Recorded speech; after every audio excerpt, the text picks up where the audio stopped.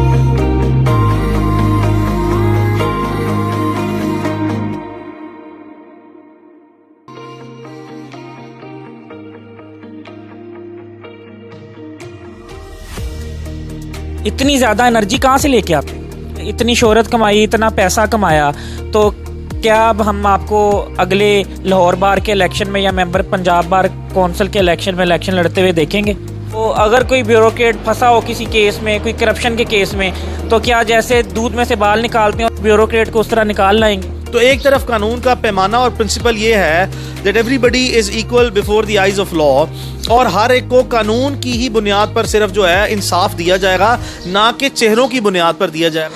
अच्छा, मुझे एक स्टोरी पता चली है कि दादा पोता शो में रिजवान रजी साहब हैं, मरूफ कॉलम निगार, तो उनको हसास अदारे उठा के ले गए थे, गायब हो गए थे, फैमिली ढूंढती रही, लेकिन फिर मियां अली इशफाक साहब जो हैं वो आए और उन्होंने ये मामला हल किया और उनको छुड़वाया बड़े अच्छे तरीके से। तो इसको तो बयान, क्या आपको अपने साथ सिक्योरिटी कैरी नहीं करनी चाहिए?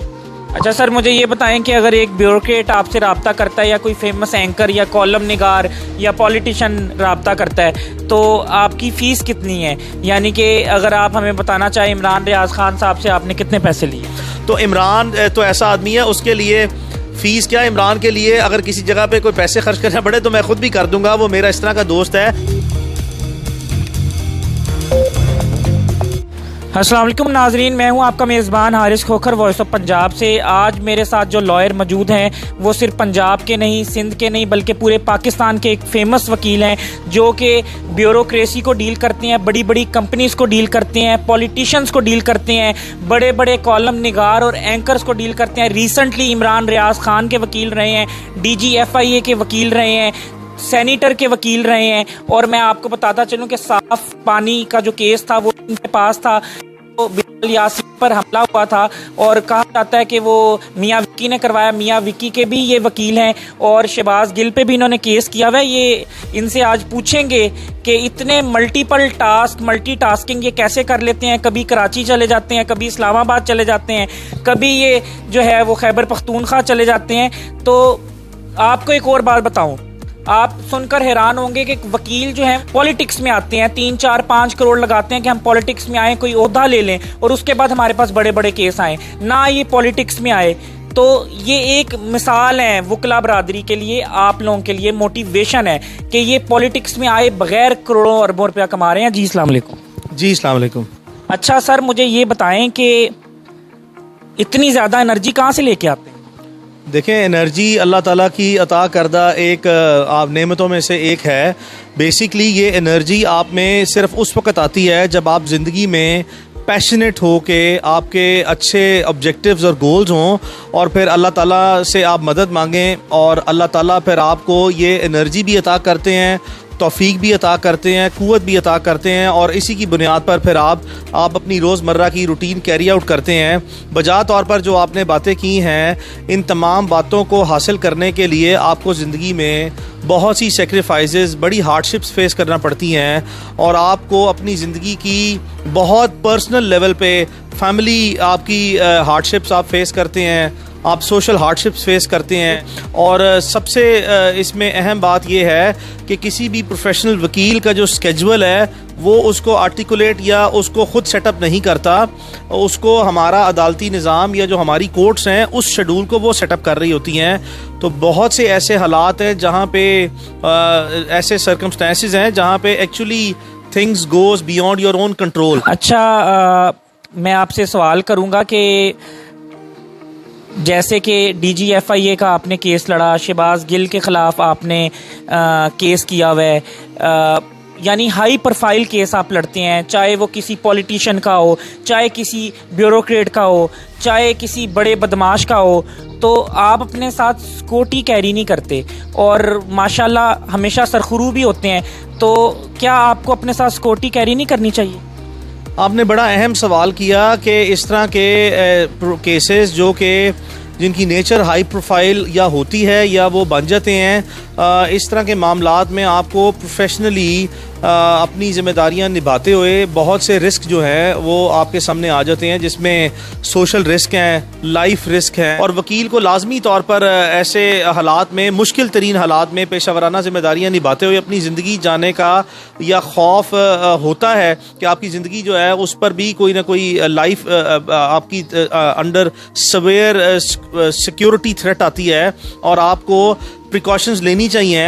लेकिन अल्लाह का शुक्र है, ज़िंदगी में अल्लाह ताला ने इस तरह के हालात पैदा किए और अल्लाह ताला ने ऐसी मेहरबानियाँ की हैं कि मुझे सरे दस कोई ऐसी ज़रूरत पेश ना आई है, और अल्लाह ताला ने हमेशा ही मामलात में बड़ी खैर डाली है, और जब भी काम किया है वो पूरी ईमानदारी से किया है, पूरी काबिलियत से किया है, और उससे भी बढ़ के पूरी दिलेरी से और हौसला मंदी से जो सा किया है। अल्लाह ताला का शुक्र है कि अल्लाह ताला ने सोशली भी और प्रोफेशनली भी जो सा है इस काबिल बनाया हुआ है कि खुदा न खास्ता कभी ऐसे हालात आए तो इसका अच्छे और मौसर तरीके से अक्लमंदी और जहानत से मुकाबला किया जा सकता है। अच्छा सर, मुझे ये बताएं कि एक केस मुझे सुनने में आया है कि आप मुस्लिम टाउन थाने गए थे कोई रिपोर्ट दर्ज कराने, तो वहाँ पे कुछ 15-20 लड़के बैठे हुए थे जो कि यंगस्टर्स थे और बज़ाहिर स्टूडेंट थे, कोई BA का, कोई FA का, कोई BCom का, और उनको ज़मीन पे बैठाया हुआ था। तो फिर आपने उनका फ्री ऑफ कॉस्ट केस लड़ा था, वो केस क्या था? अच्छा, ये बड़ा पुराना वकूआ है और आपकी रिसर्च भी बड़ी अच्छी है। बेसिकली अब से तकरीबन 6-7 साल पहले मैं अपने मोबाइल फ़ोन की रिपोर्ट दर्ज कराने पुलिस स्टेशन मुस्लिम टाउन लाहौर में जो है वो गया, तो मैंने देखा कि चंद अच्छे हुलिये के और अच्छे ख़ानदान के लोग जो हैं वो मुझे ज़मीन पर बैठे नज़र आए। तो दिलचस्पी लेकर मैंने उनसे पूछा कि आप ये बताएं कि आप यहाँ पे क्यों बैठे हैं। उन्होंने कहा कि traffic police Lahore traffic police उस वक्त 6-7 साल पहले उन्हें ज़बरदस्ती इशारे से उठा के ले आई है और पॉसिबली उन पे बेगर्स एक्ट यानी कि गदागरी जो सा है वो करने का इल्ज़ाम लगाने का मुकदमा जो सा है वो ज़ेरे गौर है और वो दर्ज किया जा रहा है। तो जिस पे मैंने उनसे पूछा उनके बारे में, उनका बैकग्राउंड क्या है या वो क्या करते हैं, तो मुझे ये सुनकर बड़ी हैरत हुई कि उनमें से मेजॉरिटी बच्चे ऐसे थे जो कि ग्रेजुएशन कर रहे थे, कुछ कॉलेजेस में और कुछ यूनिवर्सिटीज़ में स्टूडेंट्स थे। तो मैंने उनकी बोनाफाइडी चेक करने के लिए उनसे उनके सब्जेक्ट्स के मुतल्लिक, उनकी एजुकेशन से मुतल्लिक या उनके असातिज़ा से मुतल्लिक और उनके कॉलेज और यूनिवर्सिटीज़ के करैक्टरिस्टिक्स और फीचर्स जो हैं उनसे पूछे, जिससे उनकी बोनाफाइडी इस्टेब्लिश हो गई कि वो एक जेन्युइन स्टूडेंट्स हैं।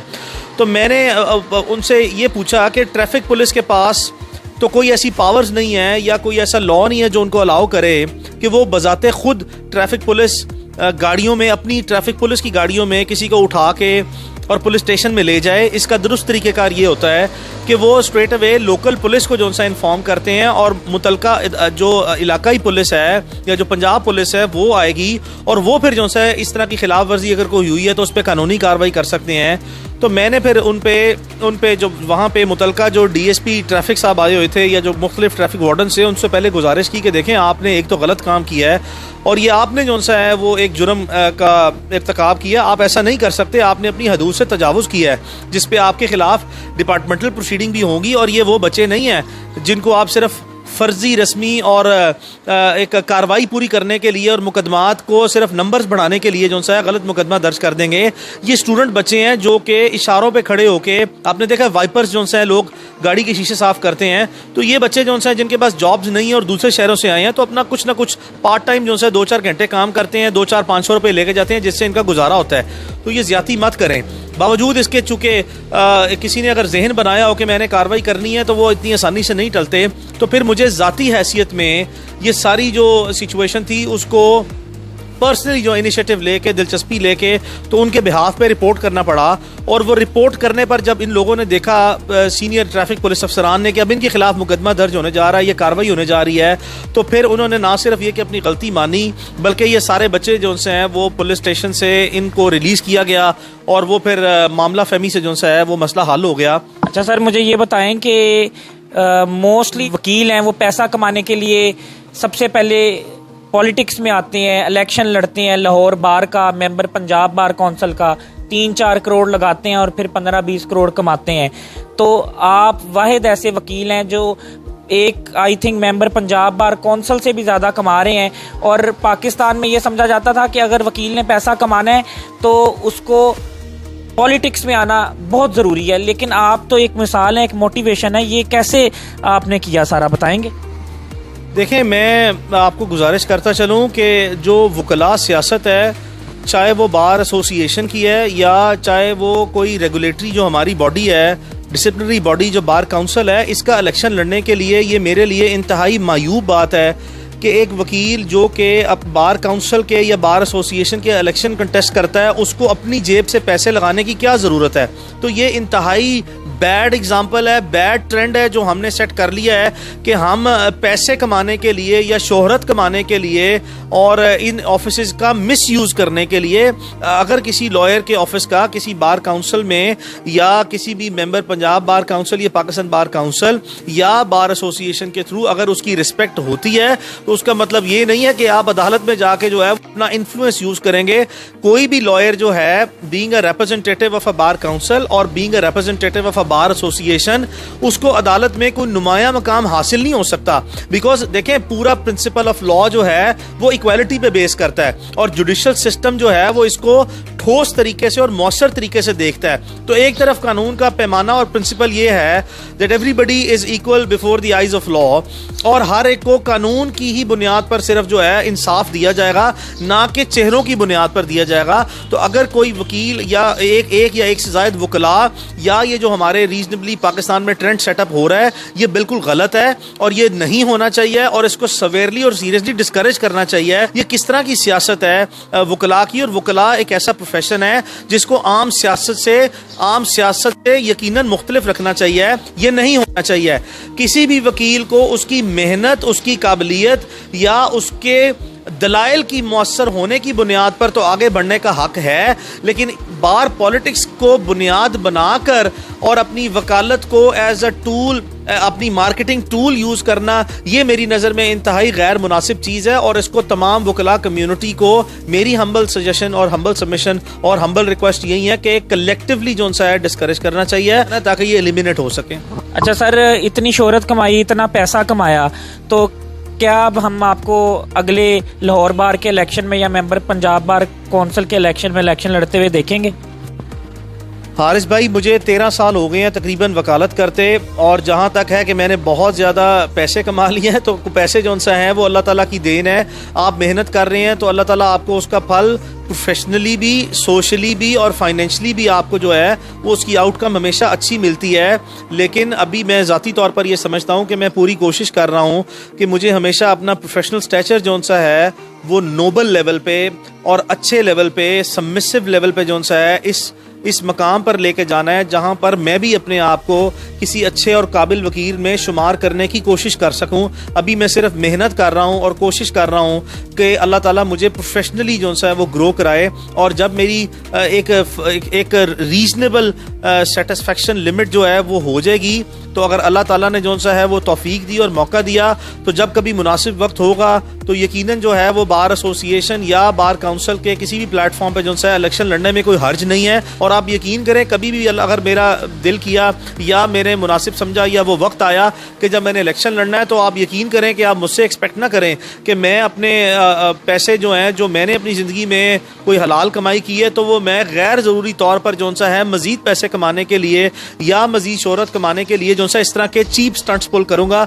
मेरे से जो सा है वो कोई एक्सपेक्टेशन नहीं है। अच्छा सर, मुझे ये बताएं, मोस्टली आप ब्यूरोक्रेट्स को डील करते हैं, उनके केस लड़ते हैं और उनको सरखरू करते हैं, तो अगर कोई ब्यूरोक्रेट फंसा हो किसी केस में, कोई करप्शन के केस में, तो क्या जैसे दूध में से बाल निकालते हैं ब्यूरोक्रेट को उस तरह निकाल लाएंगे?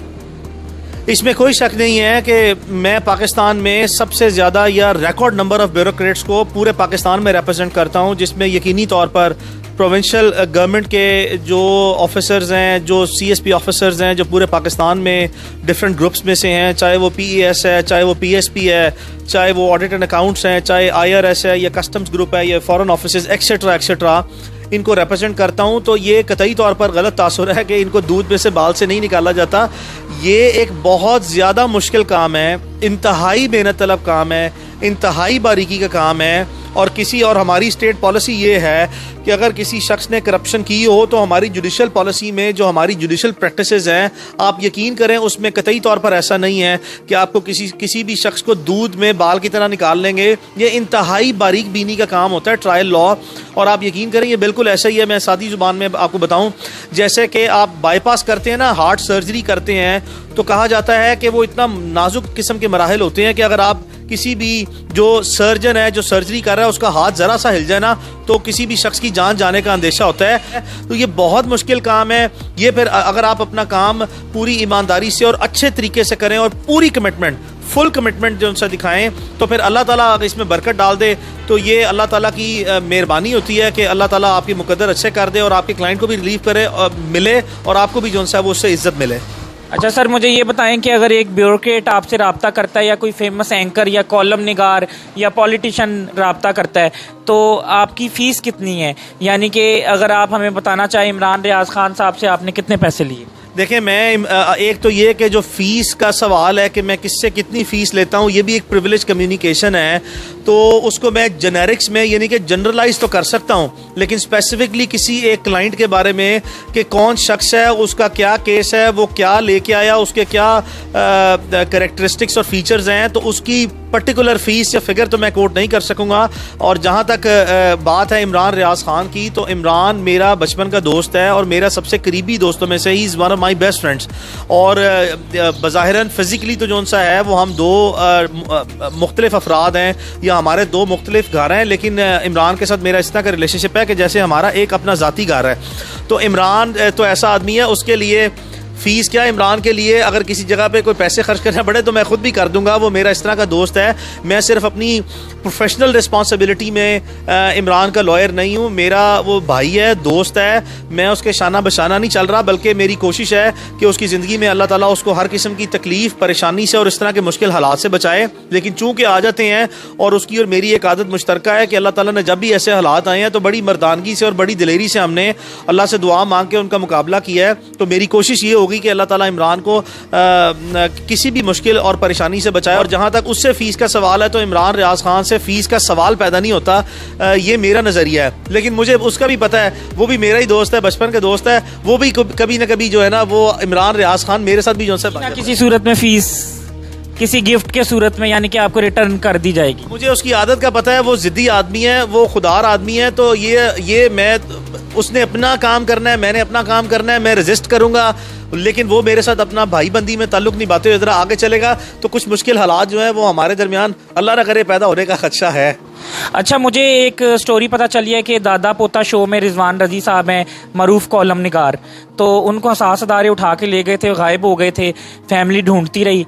लेकिन फिर मियाँ अली अशफाक साहब जो हैं वो आए और उन्होंने ये मामला हल किया और उनको छुड़वाया बड़े अच्छे तरीके से, तो इसको तो बयान करें सर। अच्छा, हुआ ये कि मैंने वकील तो मैं अपनी जगह पे हूँ, मैंने 2010 से 12 में एमएससी की थी मैस कम्युनिकेशन में भी।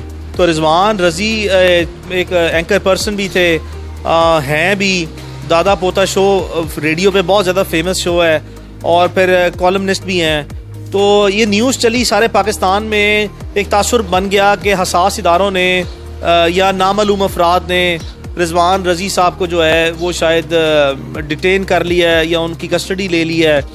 तो कोशिश मैंने की, मुख्तलिफ इदाराती लेवल पे मुख्तलिफ जगहों पे रब्ता किया, कुछ अपनी कॉमन सेंस यूज़ की। सैटरडे वाला दिन था, बड़ा हाईलाइटेड इशू बन गया, बड़ा नेशनल स्कैंडल्स बन गया। तो अल्लाह ताला ने कोशिश की कि अपने वसाइल को बरूए कार लाते हुए और अपनी अकल को बरूए कार लाते हुए हमने ये डिटेक्ट कर लिया कि वो लाहौर में शादमान में उस वक्त FIA का साइबर क्राइम ऑफिस होता था जो अब गुलबर्ग में आ गया है। तो उनको FIA ने एक मुकदमे में अरेस्ट किया था। वो बहुत ज़्यादा हाईलाइटेड इशू हो गया और ट्विटर पे टॉप ट्रेंड्स बनना शुरू हो गए, फेसबुक पे बहुत ज़्यादा इदारों को मिलाइन किया जाने लगा। तो मैं फिर उन तक एक्सेस ली, उनसे मैंने मुलाकात फौरी की। मुलाकात करने के बाद फिर मैंने पर्सनली जो है वो एक फेसबुक स्टेटस या ट्विटर के थ्रू बताया कि वो खैरियत से हैं। फिर उनकी फैमिली एक्सेस फौरी हुई और उनकी मुलाकात हुई, और संडे वाले दिन उनको एक डिस्ट्रिक्ट कोर्ट में हमारे ऑनरेबल जज हैं मोहम्मद असद, उनकी कोर्ट में जो सा है वो पेश किया गया। तो उनकी अदालत में फिर जो सा है वो सुबह केस गया। FIA छुट्टी वाले दिन, इतवार वाले दिन, ये सारे हालात को मद्देनजर रखते हुए मैं इतवार वाले दिन अदालत में गया। जर्नलिस्टिक कम्युनिटी के बहुत ज़्यादा लोग वहाँ पे मौजूद थे। वहाँ पे बड़ा डिटेल्ड किस्म के आर्गूमेंट्स हुए, यानी कि घंटों पे मुहित जो सा वो आर्गूमेंट चले गए। तो ऑनरेबल जज जो हैं वो बड़े बोल्ड और करेजियस किस्म के जज थे, मोहम्मद असद साहब। उन्होंने फिर वो दलाइल सुनने के बाद उनको फौरी तौर पर ज़मानत पे रिहा किया, चूँकि हम कन्विंस कर लिया था कोर्ट को। तो उसके बाद रिजवान रज़ी साहब जो हैं वो नेक्स्ट डे में बाहर आए, और ये बड़ा जर्नलिस्टिक कम्युनिटी की तरफ से बड़ा ओवरवेलमिंग किस्म का रिस्पांस था, बड़ी अप्रिसिएशन भी थी। अच्छा सर, आपसे आखिरी सवाल करेंगे कि ये माशाल्लाह इतना बड़ा घर, इतनी गाड़ियाँ, ये वालिद साहब की तरफ से आई या ये आपकी मेहनत की कमाई है? देखें, अल्हम्दुलिल्लाह रब्बिल आलमीन, मेरे पास सिर्फ जो मेरा घर है, अल्लाह ताला का शुक्र है, ये सिर्फ घर नहीं है, मेरे पास और भी जो है वो घर हैं और गाड़ियाँ जो हैं वो रूटीन की बात है। अल्लाह का शुक्र है, मैं फैमिली बैकग्राउंड के लिहाज से या सोशल बैकग्राउंड के लिहाज से एक अच्छी फैमिली से जो है ताल्लुक़ रखता हूँ। जब से मैंने ज़िंदगी में प्रोफेशन में कदम रखा है, तो ये मेरा अपने आप से वादा था कि चूँकि बदलते वक्त और हालात के साथ आपके वालिदैन की उम्रें भी जो है बढ़ रही हैं, और ये जब औलाद जवान हो जाए तो ये सिर्फ उसका फ़र्ज़ है किसी भी सूरत में हमने अपने माँ बाप के लिए, जब हम बड़े हो जाएं तो हमने उनके लिए लाजमी तौर पर उनकी वेलफेयर करनी है, और किसी भी सूरत में करनी है, और ये हमारे पे फ़र्ज़ है। बावजूद इसके कि आपके पेरेंट्स जितना भी अच्छा जो सा है फाइनेंशियल हेल्थ उनकी अच्छी हो, आपने उनको जो सा लुक आफ्टर करना है, जिस तरह उन्होंने आपको बचपन में लुक आफ्टर किया। खुद ही मैंने अपना घर बनाया 12-13 साल की मेहनत करके। तो आप यकीन करें, मेरे वालिद साहब ने मल्टीपल टाइम्स मुझे ये ऑफ़र किया कि देखो तुम मुझसे पैसे ले लो, अपना घर बना लो, और हम एक इकट्ठी फैमिली हमारी सारी इकट्ठी रहती है, लेकिन ये मेरा अल्लाह गवाह है। और हो सकता है मेरे वालिद साहब ये इंटरव्यू देखें तो इमोशनल भी हो जाएं और थोड़ा सा इमोशनली हैप्पी भी हो जाएं। ये अल्लाह जानता है कि उन्होंने मुझे मल्टीपल टाइम्स ऑफर किया कि अच्छा चलो एक काम करो, एक अरेंजमेंट बनाते हैं, तुम मेरे से लोन ले लो। अगर तुम अपने वालिद साहब के पैसे नहीं लेते और तुम्हें सद तक खुदा रहा, तो ऐसा करो कि मेरे से ना वक्ती तौर पर लोन ले लो, तो जब तुम पैसे कमाओगे ना तुम मुझे वापस कर देना। तो मैंने अपने सगे वालिद साहब से ना वो लोन लिया, ना वो उनको बराह रास्त जो है वो उनसे मैंने कोई सपोर्ट ली, बल्कि इंतज़ार किया, और अपनी जो मेहनत थी जो मैं 16 घंटे करता हूँ उसको 18 घंटे कर दिया। तो मुसलसल मेहनत करके, मुसलसल जिद्दोजहद करके अल्लाह ताला ने जो सा है वो ये मकाम दिया। अल्लाह से दुआ है कि अल्लाह ताला ने जो हौसला दिया है, जो एनर्जी दी है, अल्लाह ताला इसमें मज़ीद इजाफा करे और ज़िंदगी में जो सा अल्लाह ताला मज़ीद अच्छे काम करने की तौफीक अता फरमाए। जी नाज़रीन, मेरे साथ मौजूद थे मियाँ अली अशफाक, जो कि एक बहुत नामवर वकील है, और इनसे आज बड़ी अच्छी बातें हुई, बड़े सवालात हुए, बड़ी स्टोरी सुनी, बड़ा मज़ा आया। मैं मियाँ अली अशफाक साहब का शुक्रिया अदा करूँगा। Thank you. बहुत शुक्रिया।